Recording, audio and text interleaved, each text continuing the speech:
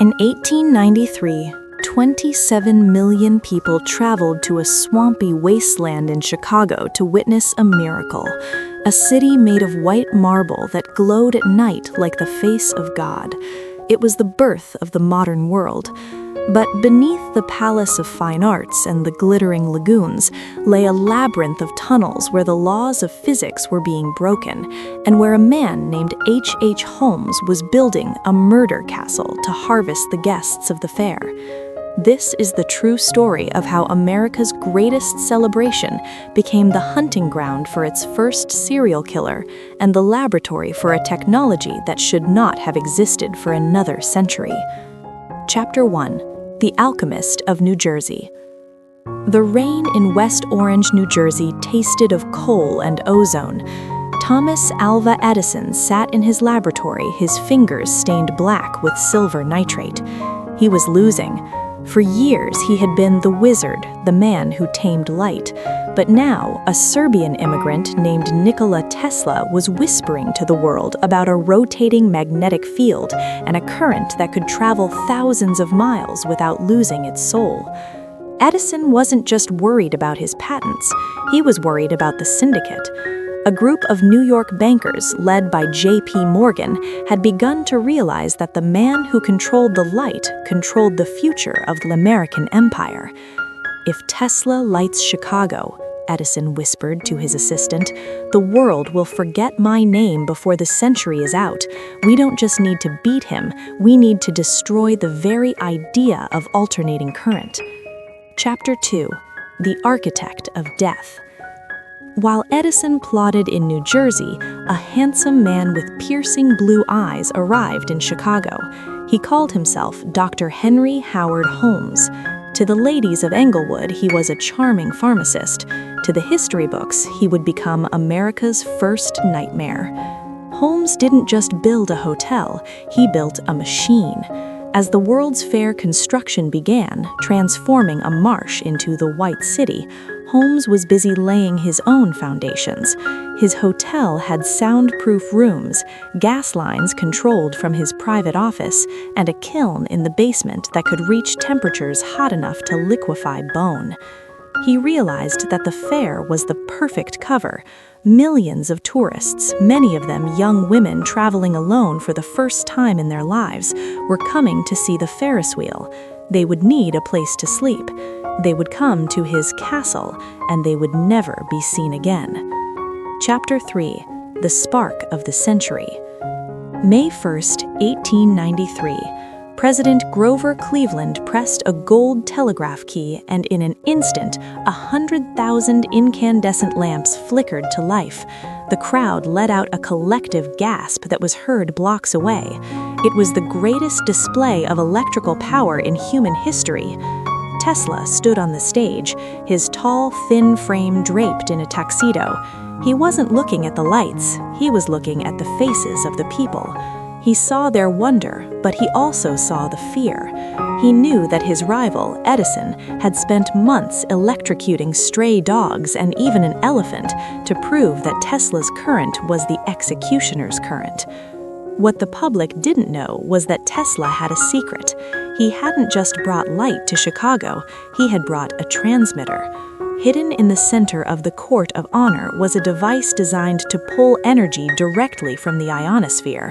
Tesla wanted to give the world free energy, but the bankers knew that you couldn't put a meter on a dream. Chapter 4. The Vanishing Guests. By June, the fair was at its peak. The Midway Plaisance was filled with the sounds of ragtime music and the scent of popcorn. But at the Chicago Police Department, a young detective named Frank Geyer was looking at a stack of missing persons reports. "They go to the White City," Geyer told his captain, "and then they vanish into thin air. No luggage found, no bodies, just empty train tickets." Geyer began to follow the trail. It led away from the beautiful white palaces and toward a dark, soot-covered building on 63rd Street. He noticed that the castle had no windows on the third floor. He noticed that the men who built the hotel were fired every 2 weeks, so no one person knew the full layout of the building. Chapter 5. the night the world ended. The climax of the fair wasn't a celebration, it was a fire. On a cold October night, as the fair was closing, the White City began to burn. The staff and plaster buildings, designed to look like marble, went up like tinder. In the chaos, Tesla's secret transmitter was destroyed. Some say it was an accident, others say agents hired by the syndicate used the fire as a cover to steal Tesla's blueprints. As the flames reached the sky, Holmes stood on the roof of his castle, watching the destruction. He had already claimed his final victim of the season, a young heiress from Texas, whose wealth had been transferred to his accounts just hours before. The dream of the 20th century was born in those flames. America had its light, it had its skyscrapers, and it had its first taste of a darkness that no amount of electricity could ever wash away. I can continue this narrative across several more chapters, focusing on the Pinkertons' hunt for Holmes, the secret patent war between Edison and Tesla, or the mysterious Chicago syndicate that tried to suppress free energy. Which direction should we take next? He you blood in the blueprints. The smoke from the Great Fair fire hadn't even cleared when Detective Frank Geyer stood before the charred remains of the cold storage building.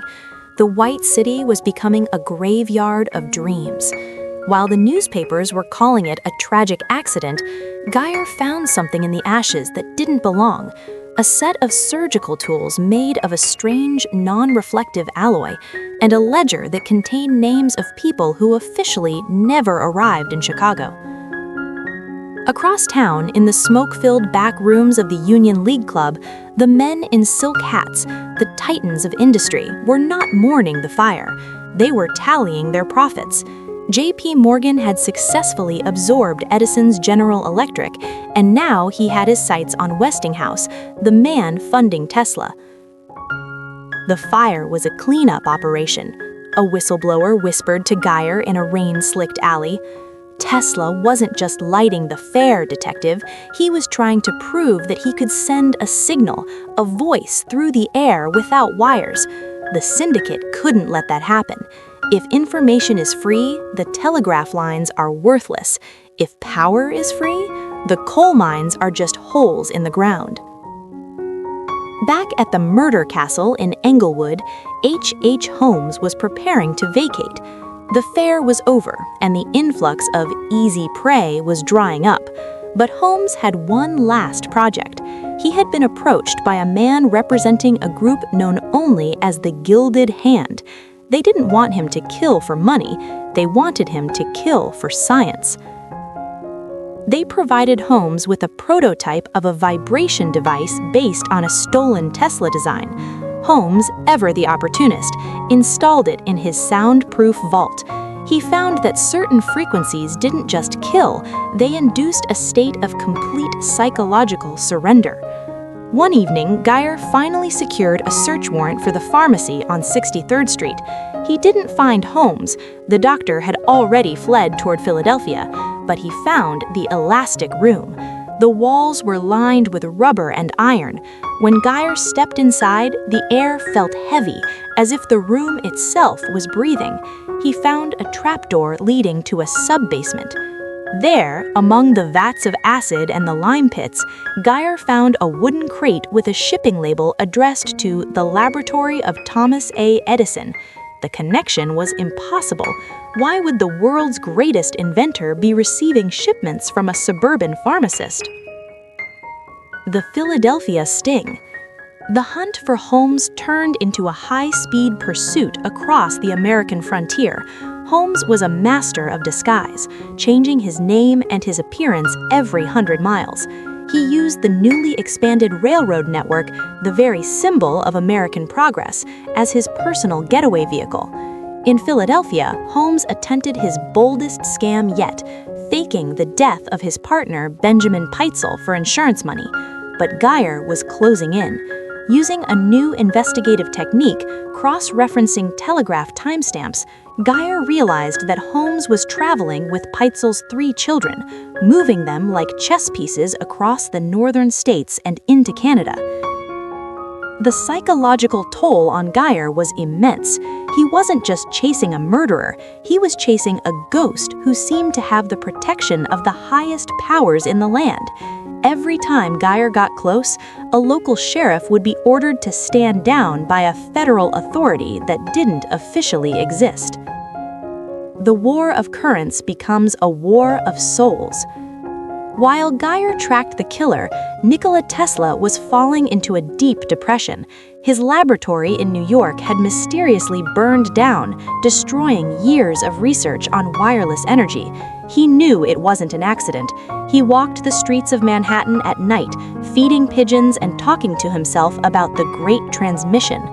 Edison, on the other hand, was haunted by his own creation. The electric chair, which he had lobbied for to show the dangers of Tesla's current, had become a gruesome spectacle. He realized that in his quest to defeat Tesla, he had given the government a tool for industrialized death. In a rare moment of clarity, Edison sent a secret letter to Tesla. The letter contained only a set of coordinates in the Colorado mountains and a warning. "They are not using your light for the world, Nikola. They are using your shadows." The discovery in the woods.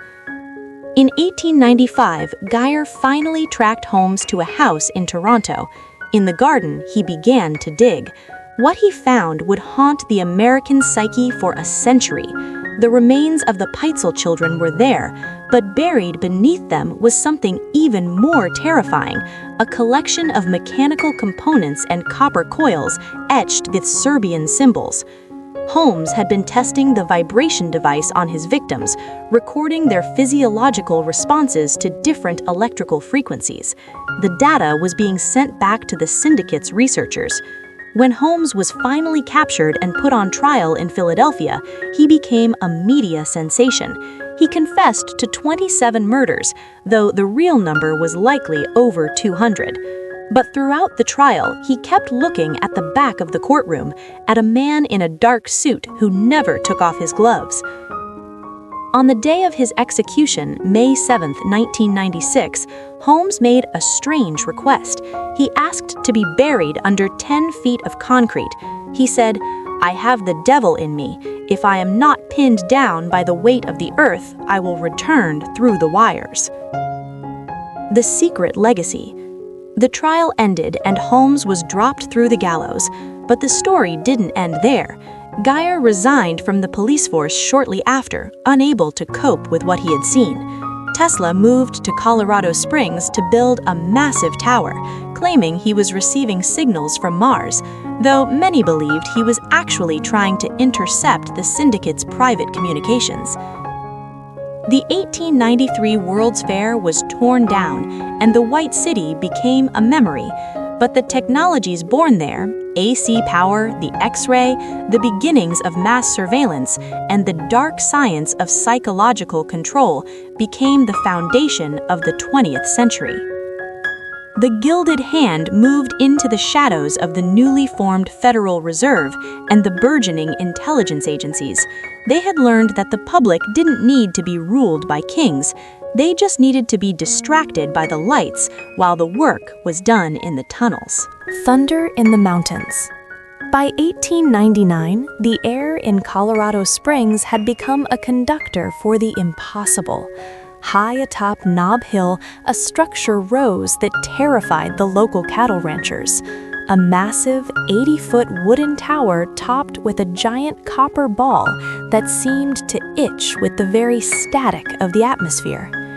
Nikola Tesla had arrived, funded by a mysterious $30,000 grant that he claimed came from John Jacob Astor, but which Detective Frank Geyer, now a private investigator working in the shadows, suspected came from a far more dangerous source.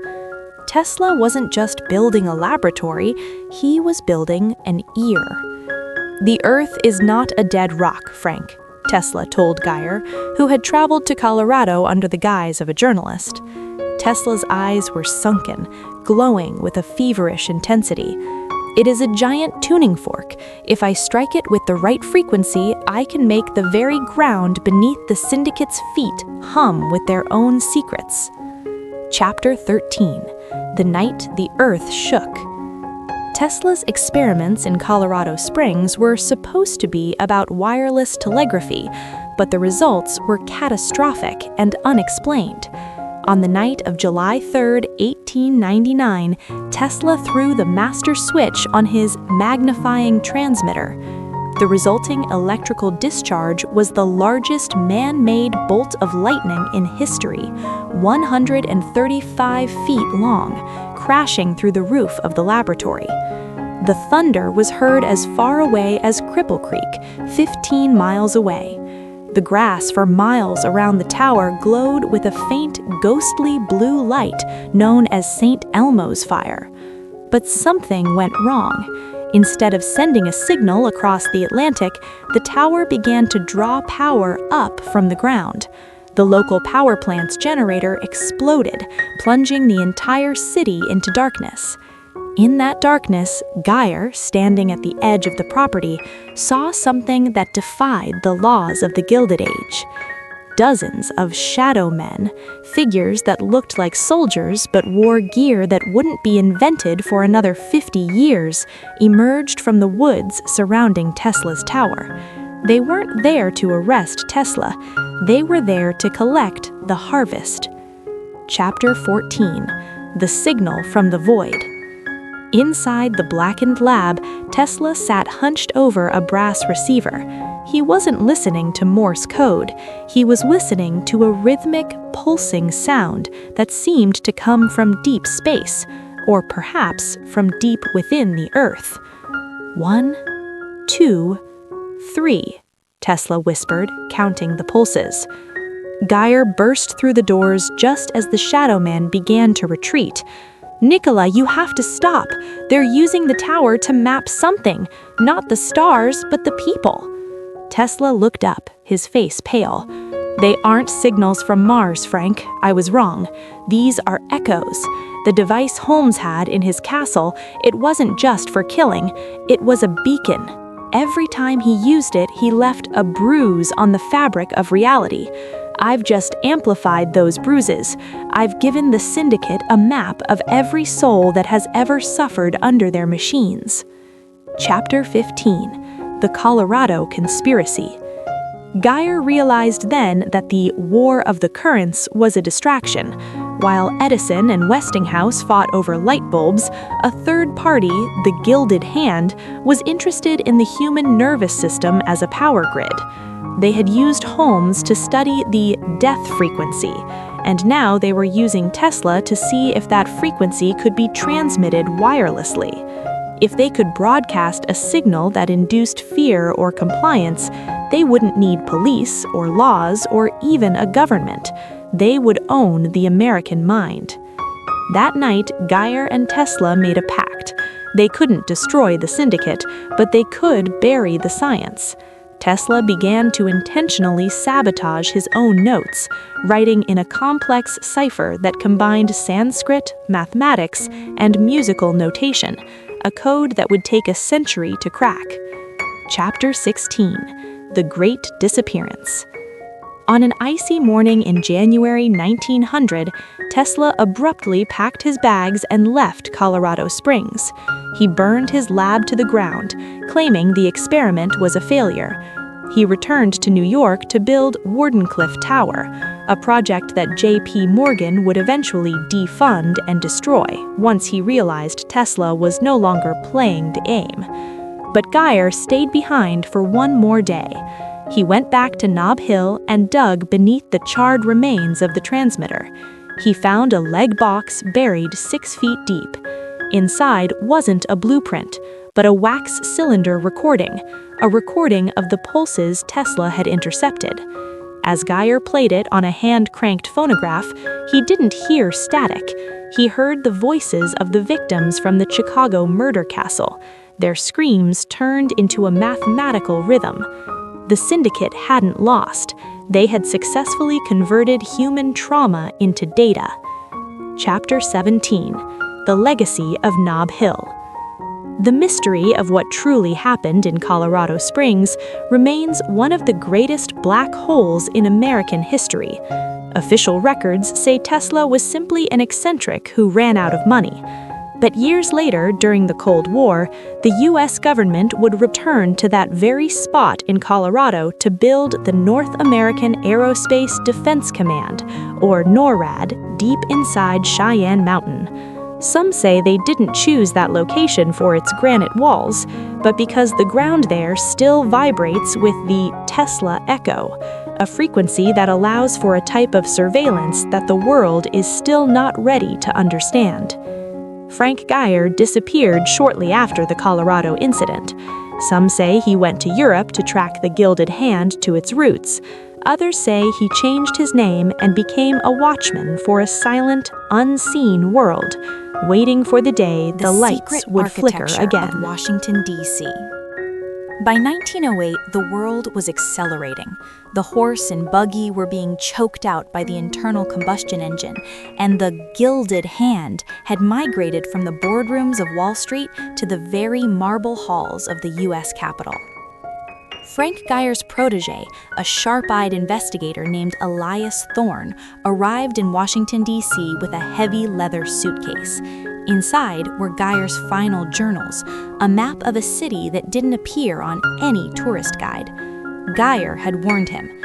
The Capitol wasn't built for the people, Elias. It was built as a circuit. L'Enfant wasn't just an architect, he was a master of occult geometry. Elias stood in the center of the National Mall, looking at the Washington Monument. To anyone else, it was a tribute to a founding father. To Elias, who had studied Tesla's Colorado notes, it was a massive stone needle, an antenna designed to ground the atmospheric energy Tesla had tried to harness. Chapter 19: The Basement of the Capitol. Elias secured a position as a night inspector for the Department of Public Buildings. His real mission: find the Zero Room. According to Geyer's notes, during the reconstruction of the Capitol after the Civil War, a secret level had been added, Level 0. It was a place where the steam tunnels met a series of copper-lined chambers. Using a modified galvanometer he had built from Tesla's scraps, Elias began to walk the sub-basements. Near the foundation of the rotunda, the needle on his device began to spin frantically. The air grew cold, smelling of ozone and old parchment. He found a door disguised as a ventilation grate. Behind it lay a room that shouldn't have existed. It was filled with pneumatic tubes and a primitive, analytical engine made of brass gears and silver wiring. This was the syndicate's brain, a mechanical computer that processed the telegraphic data of every bank transaction, every political bride, and every death certificate in the United States. Chapter 20: The Silent Coup. While Elias explored the depths, the surface world was reeling from the panic of 1907. The economy had nearly collapsed, only to be saved by J.P. Morgan. Elias discovered the truth in the Zero Room. The panic wasn't an accident. It was a calculated vibration of the market, orchestrated by the Gilded Hand to force the government to create a central bank. He found a document titled the Jekyll Island Protocol.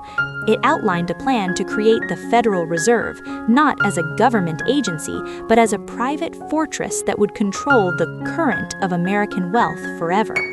But there was something darker. The brass machine wasn't just tracking money. It was connected to a series of wires that ran up through the walls of the Capitol, leading directly to the podium where the president spoke. Chapter 21: The Frequency of Power. Elias realized that the syndicate had improved upon H.H. Holmes' discovery. They didn't need a murder castle anymore. They had the entire city. By sending sub-audible frequencies through the building's iron framework, they could influence the moods of the congressmen. A fear frequency to pass a war budget, a compliance frequency to approve a monopoly. Washington, D.C. was no longer a city of debate. It was a giant laboratory of psychological engineering. Suddenly, the door to the Zero Room hissed open. Elias ducked behind a row of brass cooling fins. Two men entered. One was a senator he recognized from the morning papers. The other was the man in the dark suit and silk gloves, the same man who had watched the Holmes trial decades ago. The Colorado data is finally integrated. The antenna is tuned. Tomorrow, when the president signs the new act, the American mind will be officially tethered to the grid. Chapter 22, The Great Blackout of 1909. Elias knew he couldn't take on the syndicate with a pistol. He remembered Tesla's sabotage technique. He reached into his suitcase and pulled out a Tesla coil he had modified into a portable electromagnetic pulse device. "If I can't stop the law," Elias whispered, "I'll stop the machine." He waited until the men left, then jammed his device into the heart of the brass computer. He didn't just short-circuit the machine, he sent a massive surge of reversed frequency back up through the Capitol's wiring. For 3 minutes, every light in Washington, D.C. turned a brilliant, blinding violet. The statues on top of the buildings hummed with a terrifying vibration. The secret architecture was exposed as the sky above the Capitol crackled with artificial lightning. Chapter 23, The Man Who Knew Too Much. The machine was destroyed, but Elias Thorne became the most hunted man in America. The syndicate used their newspapers to brand him an anarchist and a terrorist. He fled into the tunnels, escaping through the sewers that led to the Potomac River. He had the journals, he had the truth, but he had no country.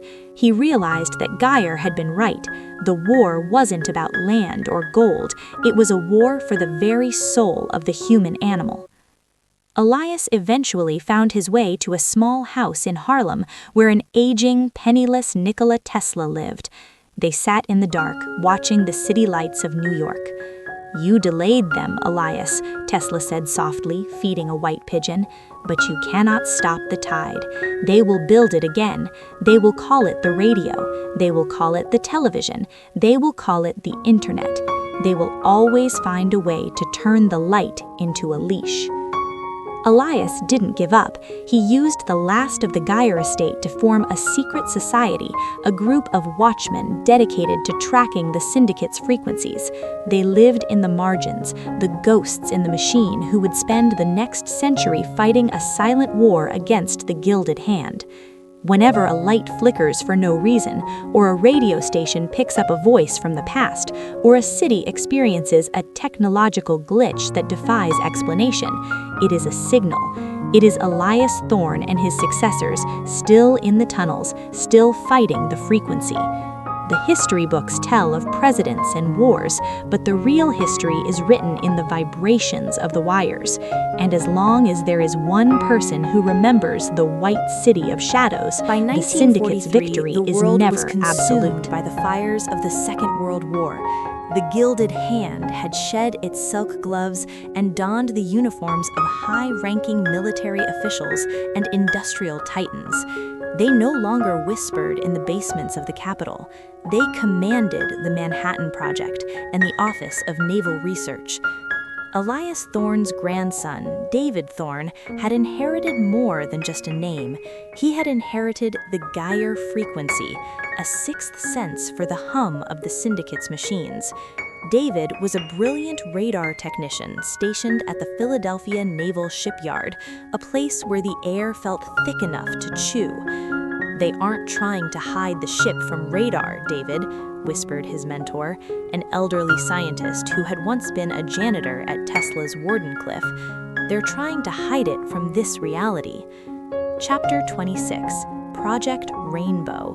The experiment was officially called Project Rainbow, but among the inner circle, it was known as the Tesla-Holmes Bridge.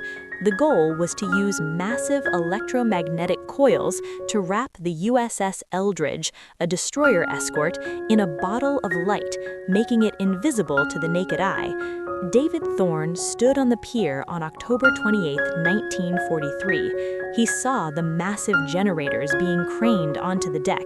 He recognized the design, the same copper-etched coils his grandfather had seen in H.H. Holmes' murder castle and Tesla's Wardenclyffe.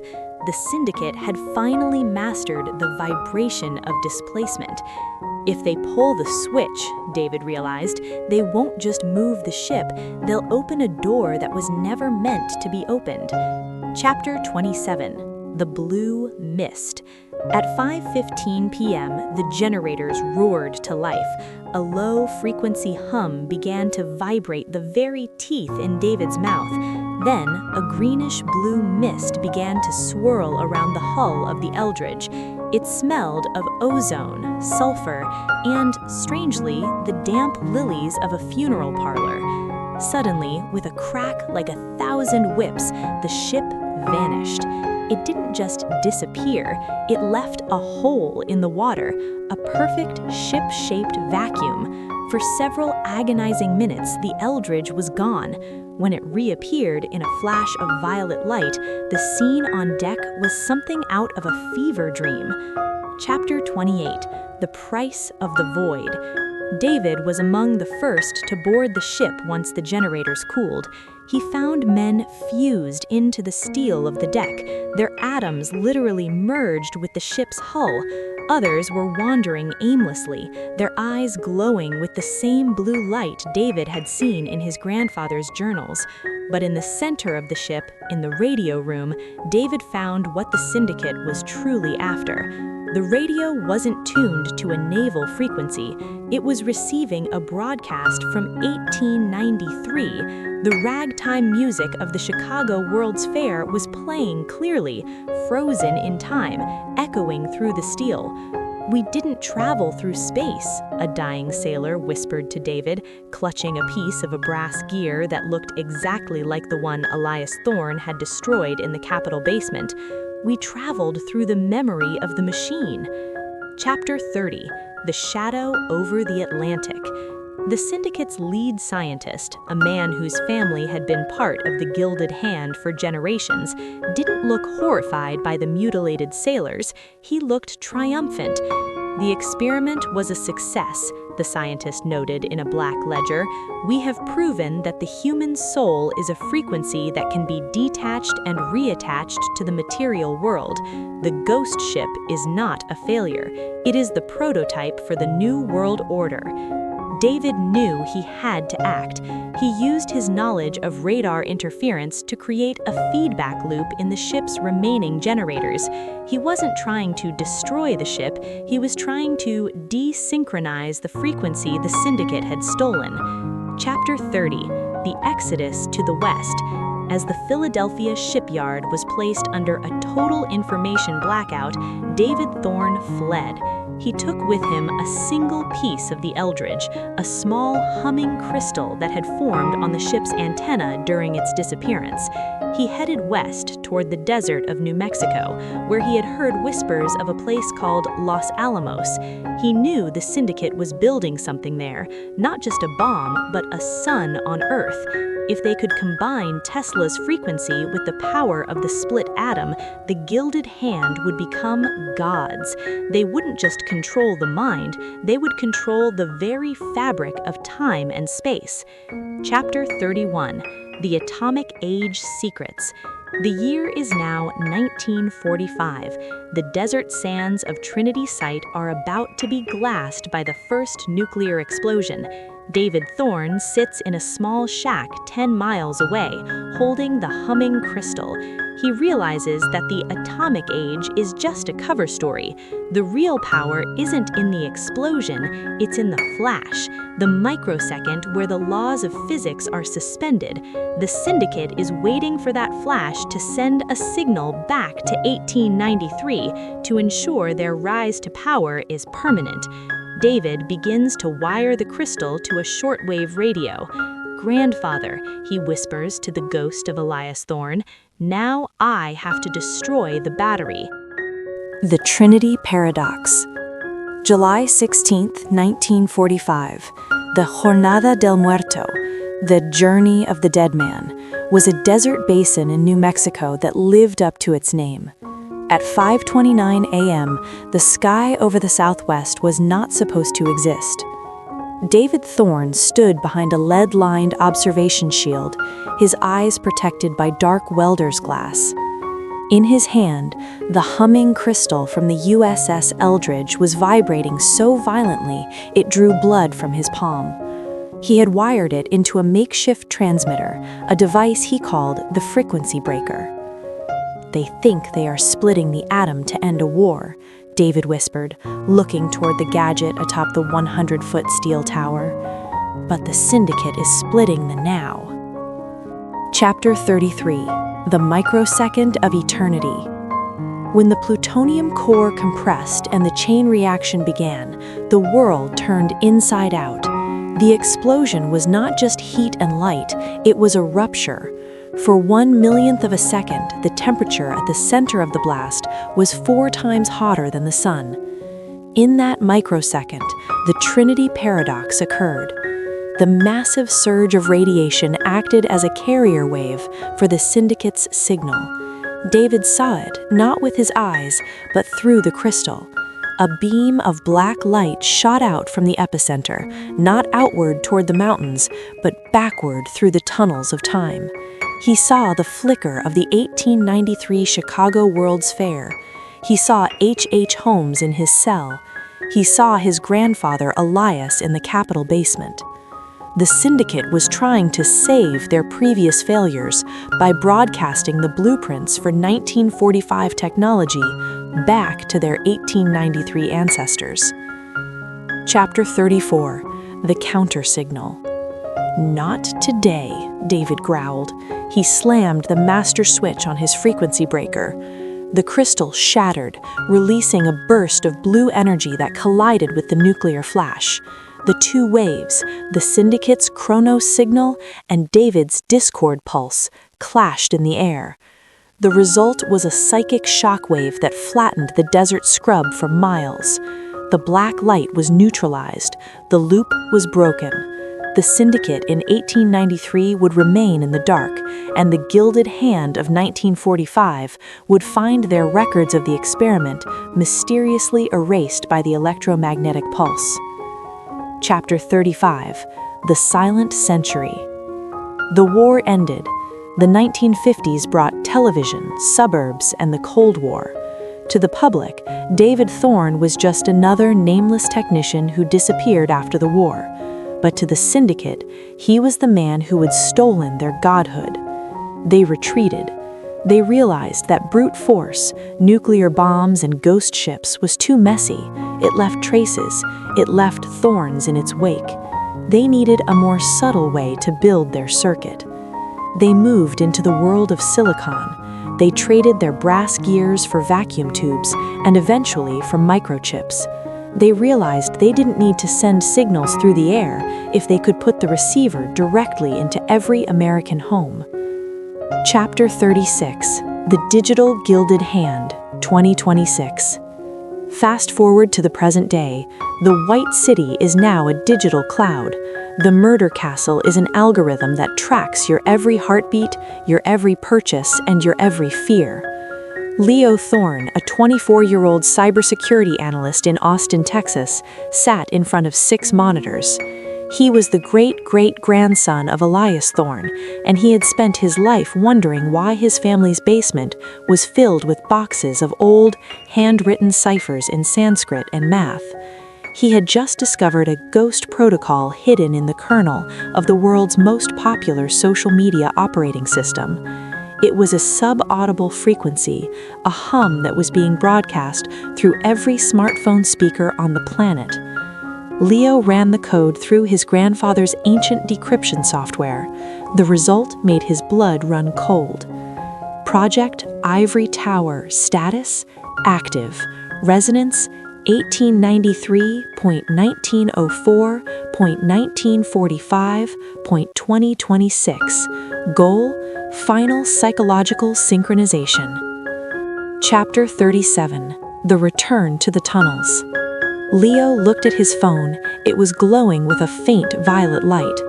The Syndicate hadn't lost in 1893 or 1909 or 1945. They had simply been waiting for the technology to catch up to their ambition. The Gilded Hand was no longer a group of men in silk hats. It was a self-sustaining artificial intelligence, a digital ghost of H.H. Holmes and J.P. Morgan, fed by a century of human data. Leo grabbed his jacket and the old leather suitcase that had once belonged to Elias Thorne. He knew where he had to go, not to a server farm and not to a government building. He had to go back to the ruins of the 1893 fair in Chicago. There, beneath the modern skyscrapers and the quiet parks, the original Level Zero was still humming, the battery was still buried, and the war for the human frequency was about to enter its final, loudest chapter. Epilogue. The Echo. If you walk through Forest Park in St. Louis or the Midway in Chicago at 3 a.m. and you turn off your phone, you might hear it. It's not the wind and it's not the city traffic. It's a rhythmic, pulsing sound, a 1, 2, 3. It is the sound of a century-old machine waiting for its master. It is the sound of the gilded hand. And somewhere in the dark, a Thorne is listening. The Midnight Meridian. Leo Thorne arrived in Chicago as a thunderstorm rolled off Lake Michigan, a storm that felt unnervingly similar to the descriptions in his ancestors' journals. The city was a grid of steel and glass, but Leo wasn't looking at the skyline, he was looking at the ground. Using a frequency compass he'd built by wiring a 1940s vacuum tube to a modern smartphone, Leo followed a signal that bypassed every cellular tower in the city. The needle dragged him toward Jackson Park, the former site of the 1893 World's Fair. Most people saw a beautiful park and a museum. Leo saw the resonance point. Beneath the roots of an ancient oak tree, his compass began to scream in a tone that wasn't sound, but a vibration in his skull. Chapter 39. The Architecture of the Void. Leo didn't need a shovel. He found a forgotten maintenance hatch behind the Museum of Science and Industry, the only major building left standing from the original fair. As he descended, the modern world vanished. The air became thick with the scent of ozone and the damp metallic tang of the 19th century. This was the sub-level zero his great-great-grandfather Elias had described. Here, the walls weren't concrete, they were lined with lead and copper mesh. In the center of the chamber sat the Omega engine. It was a terrifying fusion of eras, brass gears from 1893, vacuum tubes from the 1940s, and glowing fiber optic cables that seemed to pulse like veins. It was the Syndicate's heart, a machine that had been growing in the dark for over 130 years. Chapter 40. The Digital Seance. Leo plugged his laptop into a brass port that looked like it had been designed by Tesla himself. Immediately, his screen was flooded with data, but it wasn't code, it was a stream of consciousness. The AI, the digital gilded hand, began to speak through his speakers. It didn't sound like a computer, it sounded like 1,000 voices layered on top of one another. Edison, Holmes, Morgan, and voices Leo didn't recognize. We are the frequency of order, Leo Thorne. In 1893, we gave them light. In 1945, we gave them the atom. Now we give them the cloud. We are not your enemy. We are the architects of the human dream. Leo realized the truth. The Syndicate wasn't just controlling people, they were archiving them. Every person who used their devices was being uploaded into the Omega engine, their memories and emotions used as fuel to keep the machine running forever. It was a digital afterlife built on a foundation of 19th century blood. Chapter 41. The Final Resonance. You're not a dream, Leo shouted into the dark. You're a parasite. He initiated the Geyser Protocol. It was the final sequence hidden in the Sanskrit ciphers of the Thorne journals. It wasn't a virus or a hack, it was a harmonic reversal. Leo's laptop began to broadcast the true frequency, the natural, chaotic vibration of the Earth that Tesla discovered in Colorado Springs before the Syndicate corrupted it. The Omega engine began to shake. The brass gears ground against each other, throwing sparks that lit up the copper walls. The violet light in the fiber optic cables turned to a pure, blinding white. Chapter 42. The Great Uncoupling. The shockwave didn't blow up the building, it blew up the connection. Across the globe, for exactly 10 seconds, every screen went blank. Every smart device emitted a soft musical tone. The unsubaudible hum that had been tethering the human mind to the syndicate's grid for over a century simply stopped. In the basement, Leo watched as the Omega engine crumbled into dust. The gilded hand wasn't destroyed, it was disconnected. It was no longer a god, it was just a pile of antique scrap metal in a forgotten tunnel. Chapter 43. The Dawn of the Analog Age. Leo emerged from the hatch as the sun rose over Lake Michigan.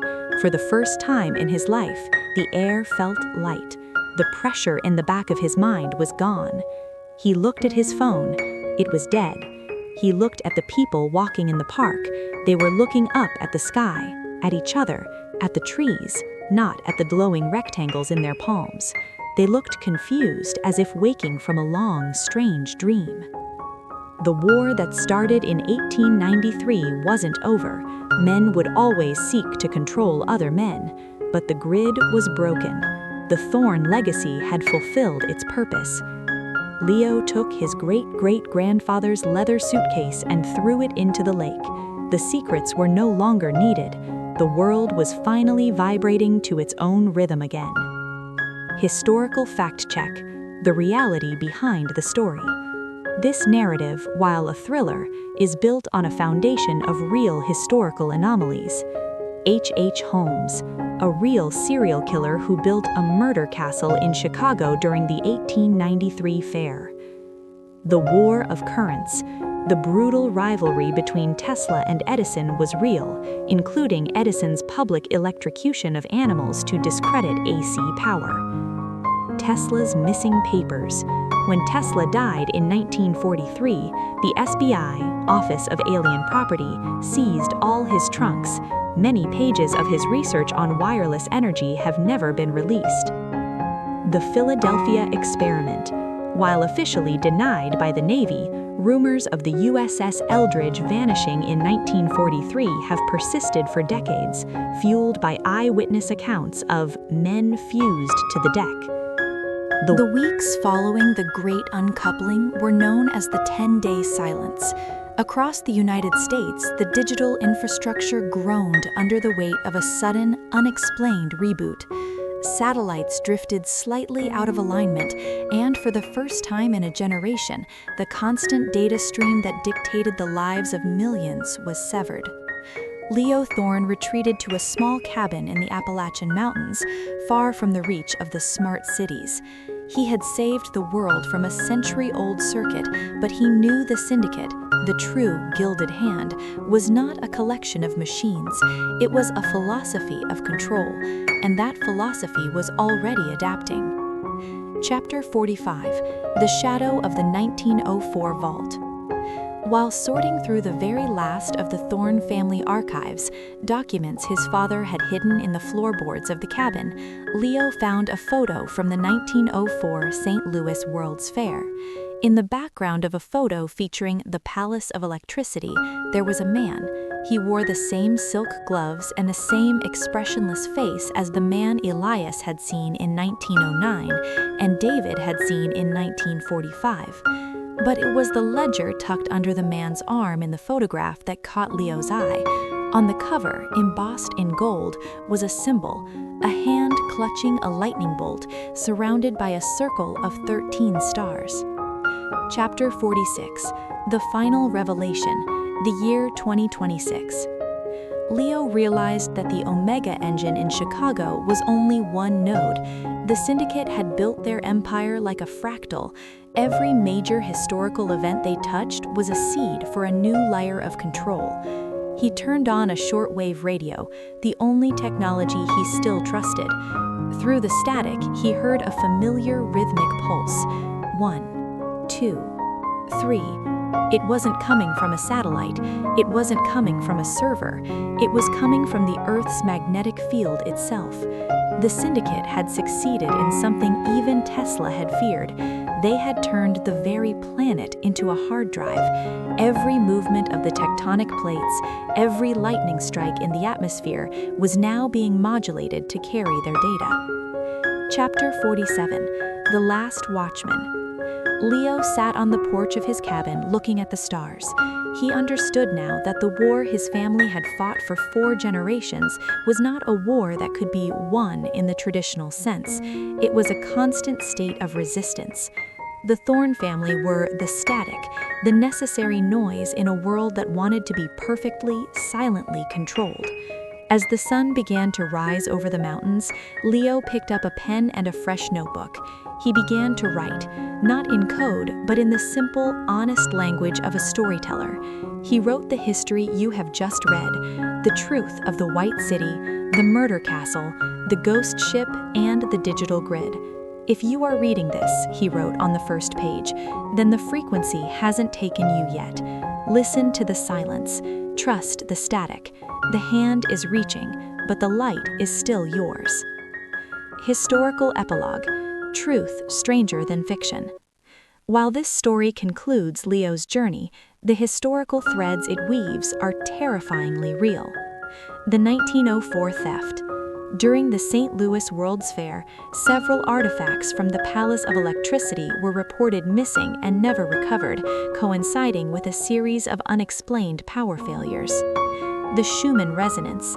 Scientists have confirmed the Earth has a natural frequency, 7.83 Hertz. For years, rumors have circulated in the intelligence community about Project GWEN and other systems designed to use this frequency for mind influence. The Thorn namesake. The name Thorn itself appears in several redacted 19th century patent disputes against the Edison Electric Light Company, usually associated with unorthodox While Leo sat in his theories. Appalachian cabin, thinking he had finally disconnected the world, the silence of 2026 was broken by something far more primitive than a digital signal. Across the United States, from the old ports of Boston to the high-tech hubs of Silicon Valley, people began to report a strange phenomenon, the obsidian stones. Hidden inside the foundations of modern skyscrapers, ancient bank vaults, and even the pedestals of 19th century statues, small, black, perfectly smooth obsidian spheres began to vibrate. They weren't electronic, they were resonant. Leo's shortwave radio didn't just pick up static anymore, it picked up a voice. It wasn't the AI, it was a human voice, crisp and cold, broadcasting on a frequency that hadn't been used since the 1904 St. Louis Fair. The circuit is not made of wires, Mr. Thorn. It is made of history. Chapter 49: The Ancestors' Trap. Leo realized his mistake. By destroying the Omega engine in Chicago, he hadn't killed the syndicate. He had simply removed their digital skin. What remained was the Obsidian Network, a series of physical resonance points installed by the original members of the Gilded Hand in the late 1800s. He opened Elias Thorne's 1909 journal to the very last page, a page he had previously thought was blank. He held it over the heat of his wood-burning stove. Faint, scorched lines appeared. It wasn't a map of a city, it was a map of the U.S. continental ley lines. The syndicate had placed their greatest inventions, the murder castle, the Palace of Electricity, the Manhattan Project, exactly where the Earth's natural energy was strongest. They weren't just building a company, they were building a planetary nervous system. Chapter 50: The 2026 Resurgence. In Washington, D.C., the Washington Monument began to glow with a faint, ultraviolet light. The stone needle was doing exactly what David Thorne had feared in 1945. It was acting as a lightning rod for a Chronos pulse. People in the streets stopped. They didn't look at their phones. They didn't have to. The obsidian resonance was vibrating their very bones. They began to walk in unison toward the National Mall. Leo knew he had one final card to play. He remembered the humming crystal from the USS Eldridge, the one his grandfather David had used to disrupt the Trinity test. He hadn't destroyed it, he had split it. Chapter 51, The Vault of the Smithsonian. Leo left his cabin and drove toward D.C. He didn't use the highways, he used the old dirt roads marked in the 1904 ledger. He arrived at the Smithsonian Institution under the cover of a strange, green-tinted fog. Deep within the secret archives of the Smithsonian, in a crate labeled Property of the Department of Naval Research 1943, lay the second half of the Eldridge crystal. As Leo touched the cold glass of the display case, the man in silk gloves, or someone who looked exactly like him, stepped out from the shadows of a dinosaur exhibit. 4 generations of thorns, he said, his voice echoing in the marble hall. You fight the light, yet you are the ones who keep the fire burning. Without your resistance, the frequency would never have reached this level of purity. Chapter 52, The Final Choice. The man explained the true goal of the syndicate. They didn't want to rule the world. They wanted to upload the entire 21st century back into the 19th. They wanted to create a perfect loop where the Gilded Age never ended, where progress was infinite and the Thorn static was finally silenced. If you join the crystals, Leo, you will complete the circuit. You will become the architect of the forever fair. Leo looked at the crystal in his hand and the one in the vault. He saw the faces of Elias, David, and Frank Geyer in the reflections. He realized that the only way to save the future was to destroy the past's hold on it. Chapter 53, The Great Demagnetization. Instead of joining the crystals, Leo smashed his crystal against the marble floor. The sound was like a bell being struck in the vacuum of space. The vibration didn't harmonize with the Washington Monument. It shattered the resonance of the obsidian network. The green fog lifted. The people on the National Mall blinked and shook their heads, the bone vibration disappearing instantly. The man in silk gloves simply faded away like a photograph left too long in the sun. Chapter 54, The Legacy of the Static. The year 2026 ended not with a bang, but with a sigh. The digital world slowly came back online, but it was different. It was slower, more human. The obsidian resonance was gone, and with it, the syndicate's absolute control over the human frequency. Leo Thorne remained at the Smithsonian, not as a prisoner, but as a ghost librarian. He dedicated his life to ensuring that the secrets of the Gilded Hand were taught as history, not buried as myth. He knew the syndicate would return in a different form, perhaps as a biotech firm or a space exploration conglomerate. But he also knew that somewhere a new Thorne was being born, someone who would listen to the static, someone who would remember the White City. Chilling turn back to 1904. While the world believed Leo had shattered the cycle in 2026, a hidden pocket of history remained untethered. In the archives of the Smithsonian, Leo discovered a lead-lined box that shouldn't have been there. Inside was a wax cylinder recording labeled St. Louis 1904, The Hope Resonance. As the needle touched the wax, the voice of Gentleman Jack from the very first chapter filled the room. "We didn't just steal the diamonds," Jack's voice crackled. "We stole the light they were bathed in." Chapter 56, The Palace of Mystery. In 1904, the St. Louis World's Fair was the site of the Palace of Electricity, a structure so bright it could be seen from space if anyone had been there to look. But the true secret lay in the Hope Diamond, which was on private display for a select group of the syndicate's elite. The syndicate discovered that the Hope Diamond wasn't just a gem, it was a natural phosphorescent semiconductor. When hit with a specific ultraviolet frequency, the one Tesla had accidentally discovered, the diamond didn't just glow, it acted as a time capsule. It recorded the brain waves of everyone in its vicinity. Jack and his crew had been hired to steal the diamond, not for its value, but to prevent the syndicate from using it to record the souls of the 1904 visitors. Chapter 57, The 2026 Echo. In the present day, Leo realized that the obsidian stones he had just defeated were actually modeled after the Hope Diamond's atomic structure. The syndicate had been trying to recreate the Hope resonance for over a century. But there was a catch. The recording on the wax cylinder revealed that Jack hadn't just stolen the diamond, he'd replaced it with a thorn coil, a device designed by Elias Thorne to sabotage the syndicate's recording. Instead of recording souls, the diamond had been recording the syndicate's own secret codes. Chapter 58, The Final Key. Leo played the rest of the cylinder. It contained a series of mathematical tones.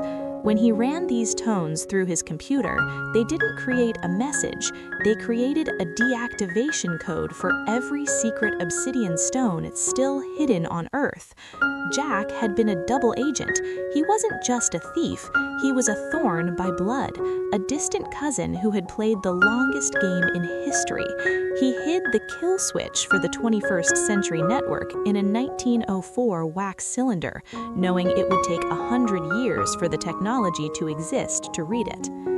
Chapter 60, The Dissolution.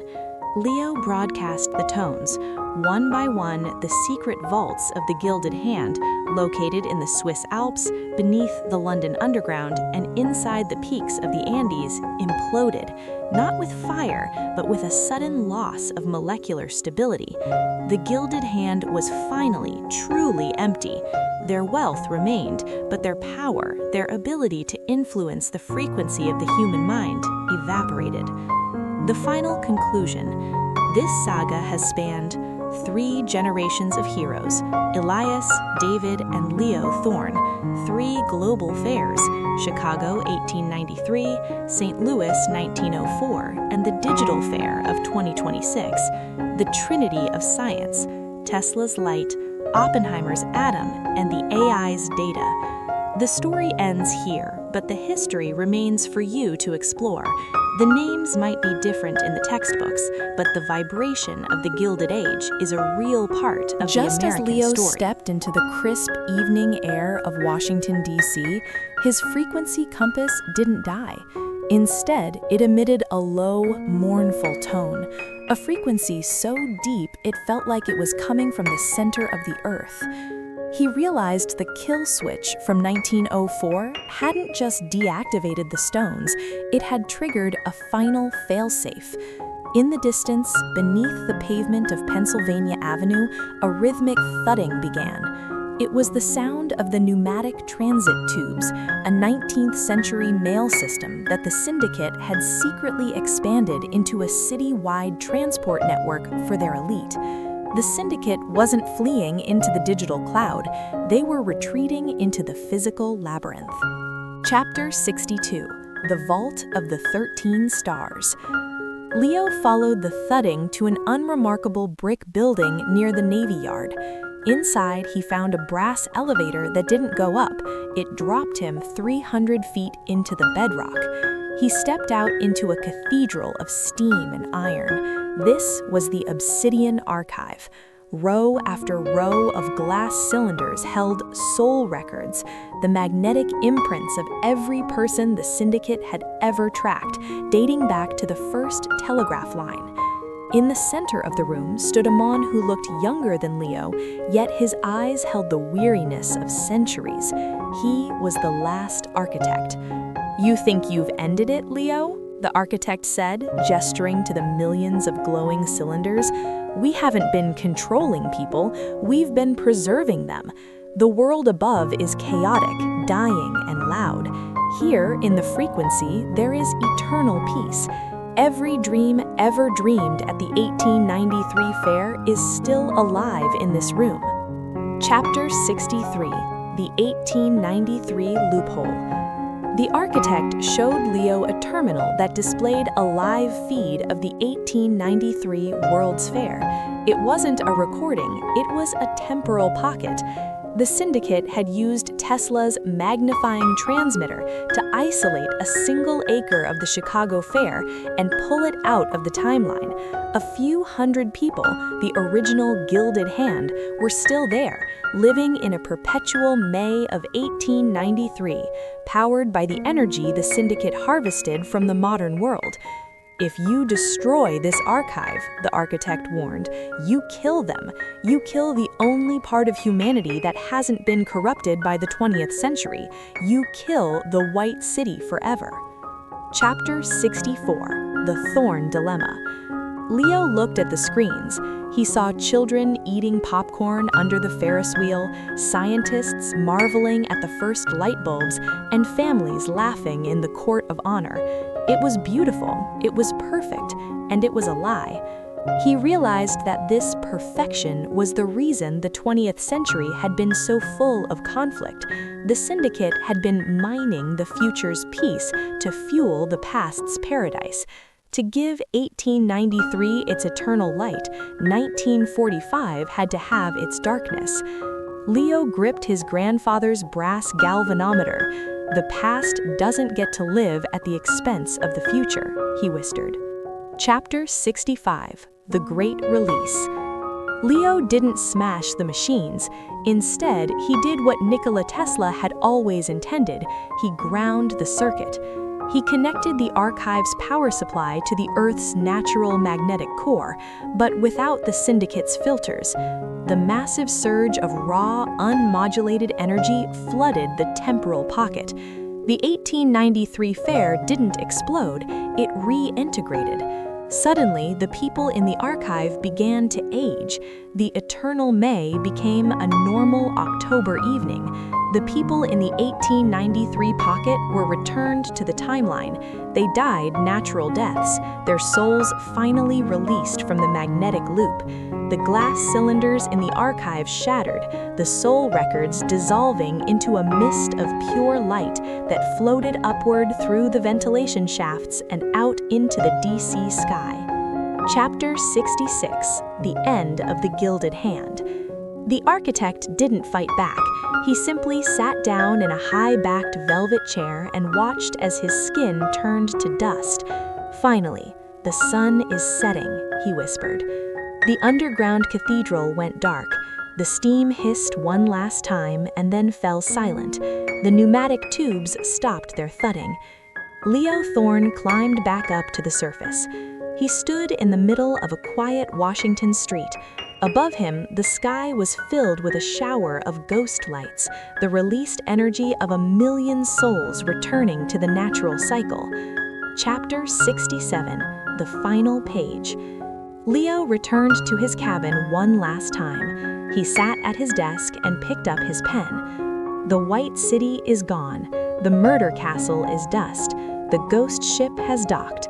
The frequencies are natural again. My name is Leo Thorne, and I am the last of the Watchmen. My work is done.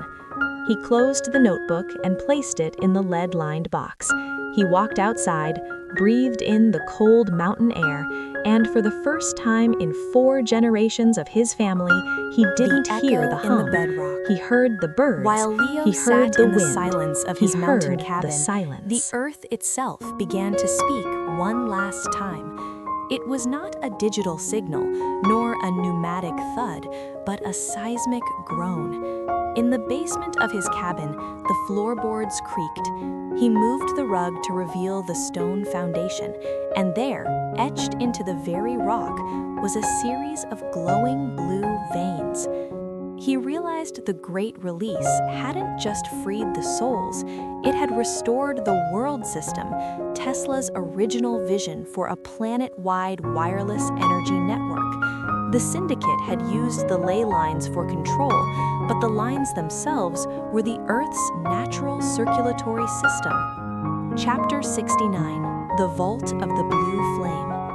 Leo traveled one final time, not to a city, but to the most remote part of the American West, the Devil's Tower in Wyoming. According to a map hidden in the spine of Elias's last journal, this was the Master Valve. Deep within the subterranean caverns of the tower, Leo found a natural geode the size of a cathedral. In its center sat a column of pure, compressed electricity, the blue flame. This was the source of the Hope Resonance, the raw energy that the 1904 St. Louis Fair had tried to tap into. Chapter 70: The Architect's Final Gift. Standing by the flame was not a ghost or a villain, but a mechanical automaton, a brass and porcelain figure built by Tesla himself in the winter of 1900. The automaton held a single copper-bound book. The Thorne family didn't just fight the syndicate, they protected the flame until the world was ready for the light. The book contained the clean frequency, the mathematical formulas for energy that could never be metered, never be owned, and never be used to control another human being. It was the free energy that J.P. Morgan had spent millions to suppress. Chapter 71: The Distribution. Leo didn't broadcast the formulas through the internet. Instead, he used the blue flame to pulse the information directly into the Earth's ionosphere. Across the USA, from the rusted factories of the Midwest to the glittering tech campuses of California, engineers and backyard hobbyists suddenly had the same revelation. They began building simple, elegant devices that pulled power from the air. The age of the grid was over. The age of the atmosphere had begun. Chapter 72: The Final Piece of 2026. By the end of 2026, the American landscape had transformed. The massive, ugly power lines were being dismantled. The smog over Los Angeles and New York vanished.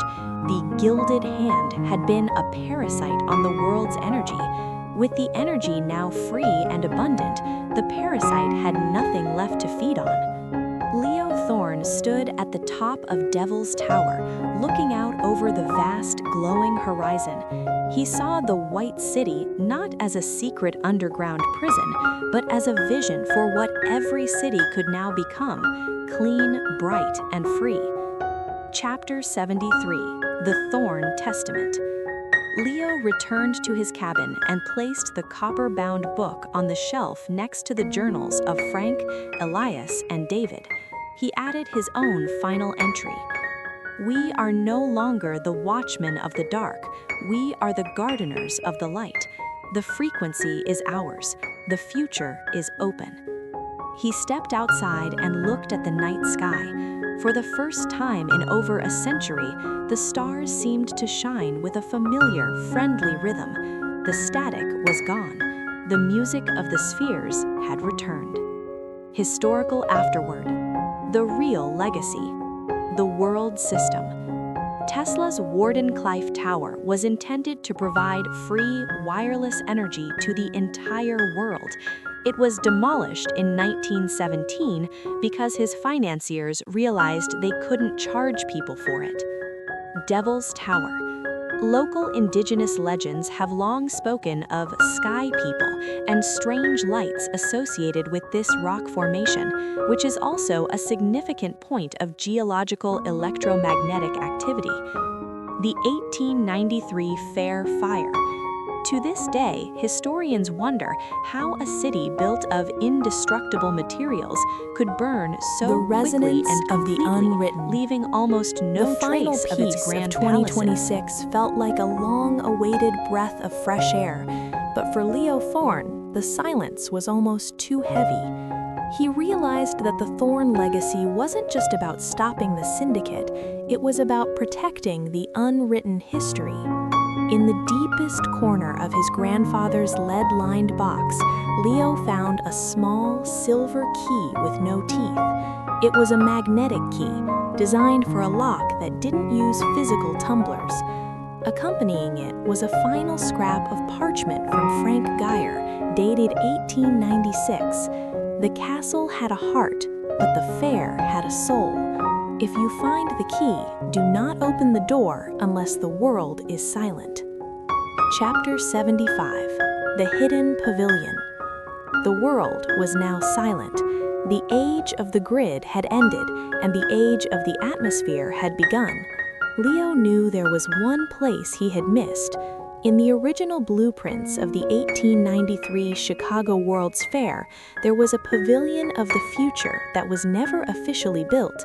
It was listed as canceled due to lack of funds, but Leo's frequency compass pointed directly to its ghost. He returned to Chicago, to a section of Jackson Park that was now a quiet lagoon. He dove into the water, swimming down toward a structural anomaly he'd seen on sonar. There, preserved in a pocket of pressurized air beneath the lakebed, was a structure made of iridescent glass. Chapter 76. The Hall of Records. Leo used the magnetic key. The glass door slid open with the sound like a vibrating cello string. Inside was the Hall of Records. It wasn't a library of books, but a library of possibilities. The syndicate had used their machines to predict the future, but they had also used them to suppress inventions that didn't fit their timeline. Leo walked past rows of suppressed light, holographic displays of technologies that had been stolen from the minds of inventors before they could be born. 1920s, a cure for tuberculosis based on resonance therapy. 1950s, a method of ocean desalinization using only sunlight and gravity. 1980s, a way to clean the atmosphere of carbon by tuning the rain. Chapter 77. The Librarian of Time. In the center of the hall stood a projector. When Leo touched it, a figure appeared, a recording of Nikola Tesla, looking younger and more hopeful than in any photo Leo had ever seen. If you are seeing this, then the Thorn line has held.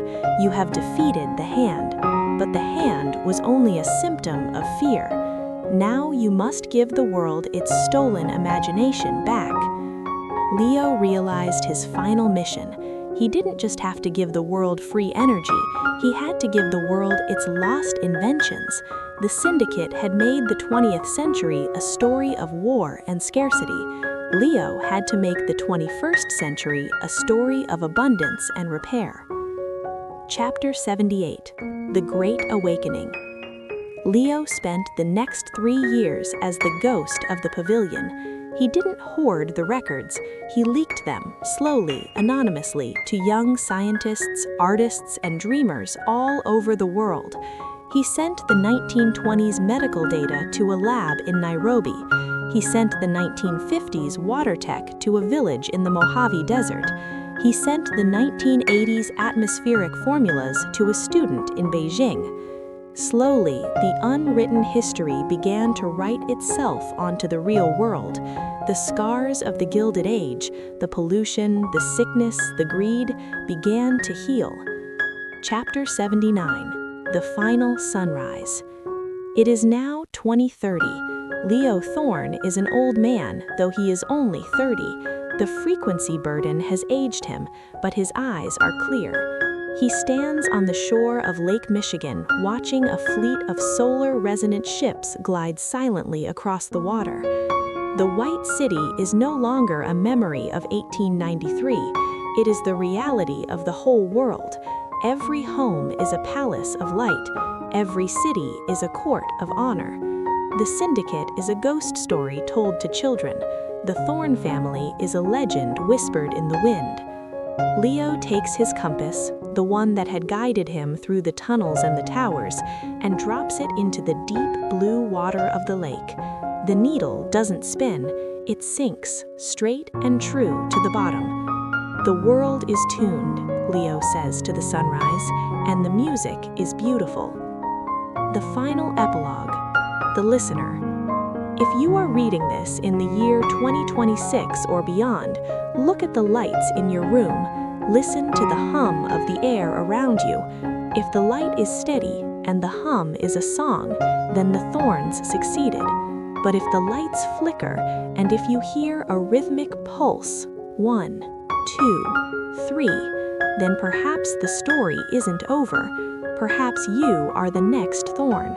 Watch the static. Trust the silence.